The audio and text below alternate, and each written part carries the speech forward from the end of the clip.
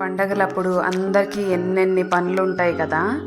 అందులో పెద్ద పని ఏంటంటే నైవేద్యాలు ప్రిపేర్ చేయటము, వంటలు ప్రిపేర్ చేయటము. వీటన్నిటిని కొన్ని చిన్న చిన్న టిప్స్ మనం కనుక ఫాలో అయితే చాలా తొందరగా చేసుకోవచ్చు. ఇంకోటి ఏంటంటే పూజ చేసుకునేటప్పుడు కూడా కాస్త మనశ్శాంతిగా అలా పూజ చేసుకున్నట్లు ఉంటుందన్నమాట. ఓకేనా. నేను వినాయక చవితికి చాలా వంటకాలు కాకపోయినా కుడుములు, ఉండ్రాళ్ళు, పులిహార, నేను పాల తాలికలు ఇలాంటివి ప్రిపేర్ చేశాను అనమాట.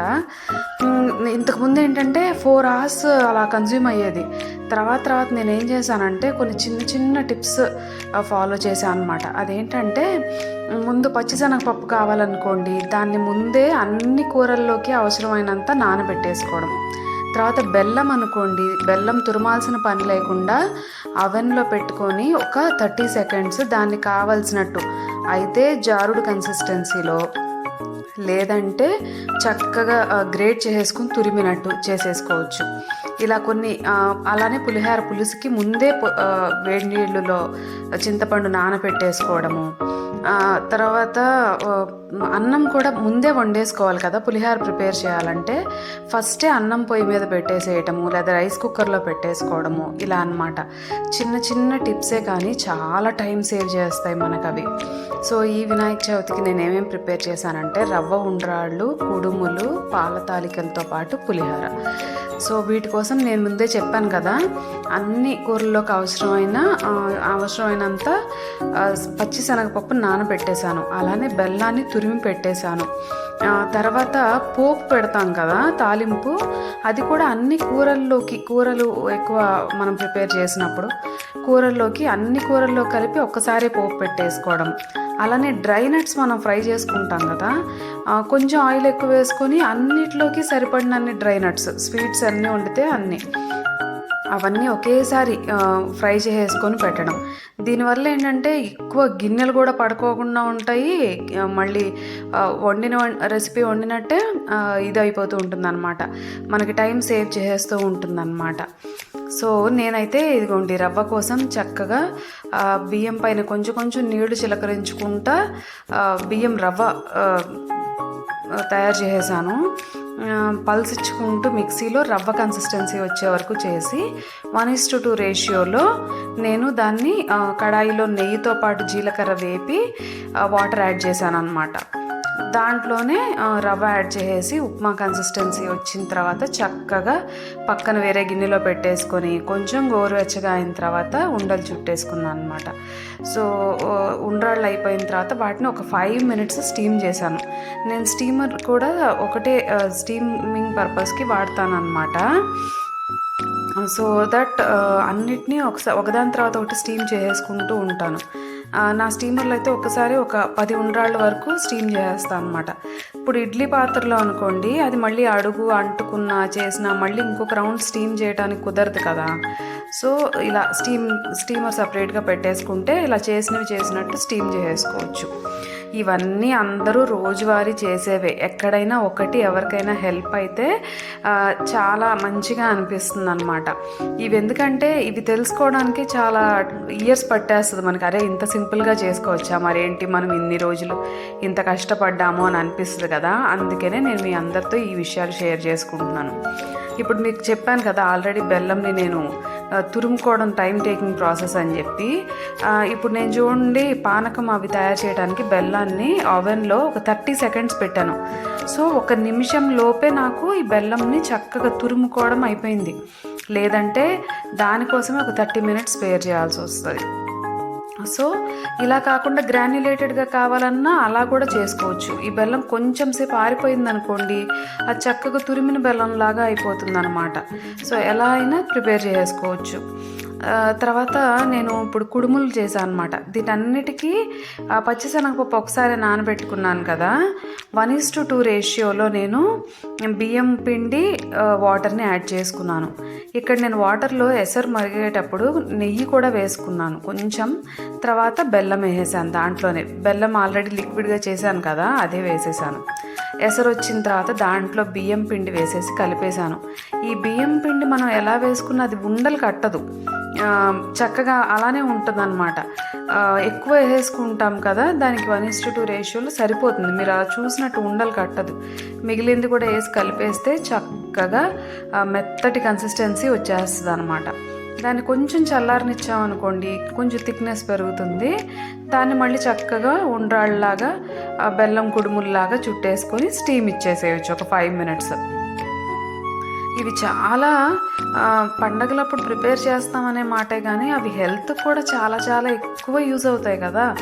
ఇప్పుడు ఈ బెల్లం కన్జ్యూమ్ చేయడం కూడా మంచిది, ఐరన్ లెవెల్స్ పెరుగుతాయి. బియ్యం పిండి కూడా చాలా చాలా హెల్త్కి మంచిది. అలానే బియ్యంని రవ్వ రూపంలో తీసుకున్నా మంచిదే. సో నాకు అనిపిస్తూ ఉంటుందన్నమాట, మనం మన పండగలకి చేసుకునే ప్రతి పిండి వంటలో కూడా ఆరోగ్య గుణాలు ఉన్నాయి. అది ఉగాది పచ్చడి కానివ్వండి, మనం ఇలా ప్రిపేర్ చేసుకునే ఉండ్రాళ్ళు కానివ్వండి, ప్రతిదీ మనకి ఆరోగ్యాన్ని ఇచ్చేదే ఉంటుందన్నమాట. అందుకనే చాలా ఇష్టంగా ప్రిపేర్ చేసుకుంటారు చాలామంది. ఎన్ని వెరైటీస్ చేసుకున్నా ఇష్టంగా చేసుకుంటారు, అంతే ఇష్టంగా దేవుడికి నివేదన చేస్తారు, అంతే ఇష్టంగా తింటారనమాట. సో ఈ పనంతా కూడా చేసినప్పుడే పనిలా అనిపిస్తుంది, కానీ ఆ వండుకున్నవి తినేటప్పుడు అవి బాగున్నాయని ఎవరైనా కాంప్లిమెంట్ ఇచ్చినప్పుడు అసలు అంతకన్నా సంతోషంగా అనిపిస్తూ ఉంటుంది కదా. చేసిన శ్రమ అంతా మర్చిపోతాం ఫస్ట్. సో ఇంకా మన కల్చర్, మన ట్రెడిషన్లో ఇలా చక్కగా చేసుకోవడము, ఫ్యామిలీతో గ్యాదర్ అయ్యి వండినవి తింటాము, వాటిని కాంప్లిమెంట్ చేసుకోవడం కూడా చాలా మంచి విషయాలు అన్నమాట. నాకైతే ఫెస్టివల్ అంటే మెయిన్ అదే అనిపిస్తుంది. అందరం ఒక చోట ఉంటాము, తర్వాత మంచి కాన్వర్జేషన్స్ ఉంటాయి, తర్వాత మంచి ఫుడ్ ఉంటుంది. ఇవే కదా ఇప్పుడు మన మెయిన్ ఇది మన రిలేషన్స్ని కీపప్ చేసే విషయము. సో మంచి ఫుడ్, మంచి హెల్త్, మంచి ఒక పాజిటివ్ ఎనర్జీ ఇలాంటి ఫెస్టివల్స్ అప్పుడు చాలా ఎక్కువ ఉంటుందని అనిపిస్తూ ఉంటుంది. సో చూసారు కదా, నేను అన్నిటినీ ఒక్కదాని తర్వాత ఒకటి రవ్వ ఉండ్రాళ్ళని, కుడుముల్ని ఇలా స్టీమర్లో పెట్టేసి స్టీమ్ చేసుకున్నాను అనమాట. ఇందులో అయితే 5 మినిట్స్ చాలు. 5 మినిట్స్ కన్నా ఎక్కువ కూడా అక్కర్లేదు. అసలు ఎంత వేడిగా ఎంత రుచిగా ఉంటాయో కూడా చెప్పలేను. ఓకే, కంపల్సరీగా చేసుకునేది అయితే రవ్వ ఉండ్రాళ్ళు కదా. తర్వాత కుడుములు కూడా చేసుకుంటూ ఉంటాం. వీటితో పాటు పులిహార, పరమాన్నం చేసుకుంటాము, లేదంటే ఆ ప్లేస్లో పాల తాలికలు చేసుకుంటూ ఉంటాం అనమాట.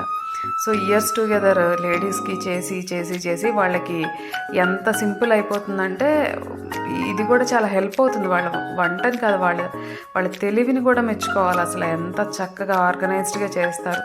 Over a period of time నేను చాలామందిని ఇలా చేయడం చూసాను అనమాట. మామూలుగా మొదట్లో అయితే నేను టెన్షన్ పడిపోయేదాన్ని, అమ్మో ఇన్ని పనులు చేయాలా, మళ్ళీ ఈ మధ్యలో పూజకి రెడీ చేసుకోవాలి కదా, పూజ ఏర్పాట్లు చేసుకోవాలి, డెకరేషన్ చేసుకోవాలి, మనం రెడీ అవ్వాలి, వంటలు చేసేయాలి, తర్వాత పూజ చేసేయాలి, అందరికీ పెట్టాలి, మనం తినాలి. ఇలాంటి టెన్షన్ లేకుండా కూడా చాలామంది అలవాటు చేసుకొని ఇంత ప్రెషర్ హ్యాండిల్ చేస్తూ ఉంటారు కదా, వాళ్ళందరికీ కూడా హ్యాట్స్ ఆఫ్. సో ఈ కుడుములు ఉండ్రాళ్ళు అయిపోయిన తర్వాత నేను పాల తాలికల కోసం పాలు కాగబెడుతున్నాను. మళ్ళీ బియ్యం పిండితోనే పాల తాలికలు చేస్తాము. నేనేం చేశానంటే పాల తాలికలతో పాటు కొన్ని ఉండ్రాళ్ళు కూడా చేశాను. ఈ బియ్యం పిండిని కలుపుకున్నప్పుడు చప్పగా లేకోకుండా ఉండటానికి ఆ కలిపే నీళ్ళల్లోనే నేను కొంచెం బెల్లం యాడ్ చేస్తాను అనమాట. సో ఆ వేడి నీళ్ళల్లో బియ్యం పిండితో పాటు బెల్లం కూడా యాడ్ చేసుకుంటే పాల తాలికలు కూడా స్వీట్గా ఉంటాయి, తాలికలు కూడా స్వీట్గా ఉంటాయి. పాలలో ఎలాగో బెల్లం వేస్తాం అనుకోండి. సో అవైతే నేను స్టీమ్ చేయను, పాల తాలికలను అయితే స్టీమ్ చేయను. ఆల్రెడీ నేను పిండిని మామూలుగా ఎసరు మీద మరిగించేస్తాను కాబట్టి. సో ఇలా పాలు బాగా వేడెక్కిన తర్వాత ఈలోగా ఇదిగోండి పాల తాలికలు, కొన్ని ఉండ్రాళ్ళు చిన్నగా చేసేసి అందులో యాడ్ చేసేసాను అనమాట.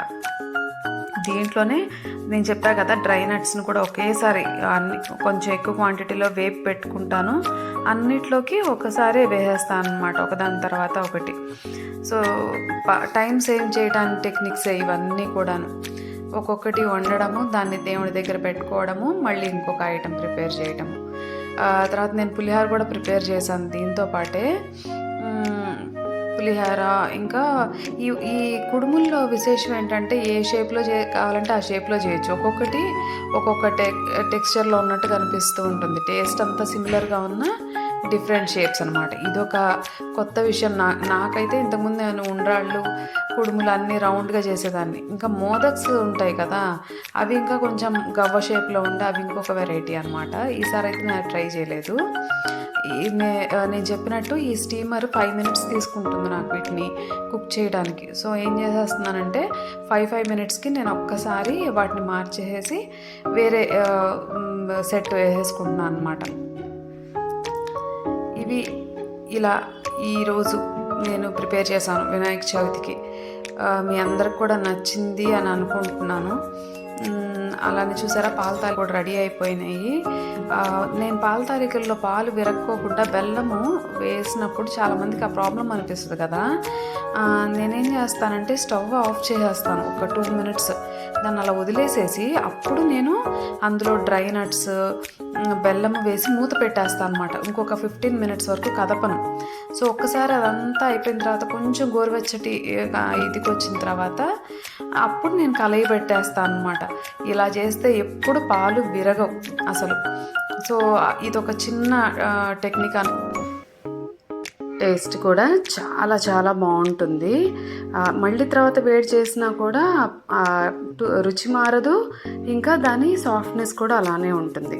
సో ఎప్పుడైనా ఇలా విరుగుతాయేమో అని భయపడాల్సిన అవసరం లేకుండా స్టవ్ ఆఫ్ చేసేయండి. ఒక 2 మినిట్స్ ఆగిన తర్వాత అందులో బెల్లం, గ్రేటెడ్ బెల్లం కానీ లేదంటే బెల్లం పాకం వేస్తారు కదా కొంతమంది, అలా అయినా చేయండి.